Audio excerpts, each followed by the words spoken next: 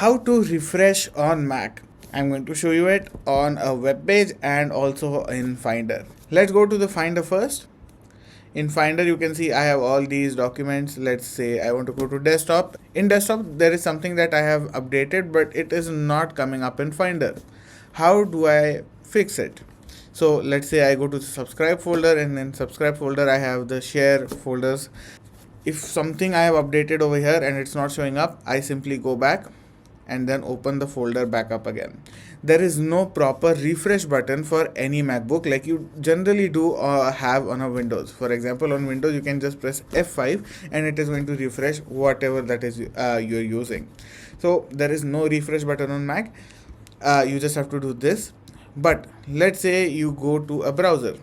In browser you open up a web page. The website generally runs on cache storage that is already saved.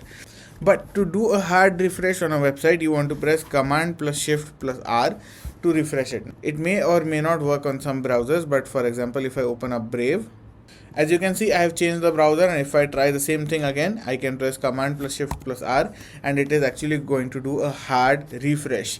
So it is not going to use the old cache files, it is going to use its newer files that will probably update the web page. If let's say a feature is not showing up, it will show up now. So that's how easy it is. Hopefully this video was helpful. If it has been, do make sure to like, share and subscribe. See you in the next video.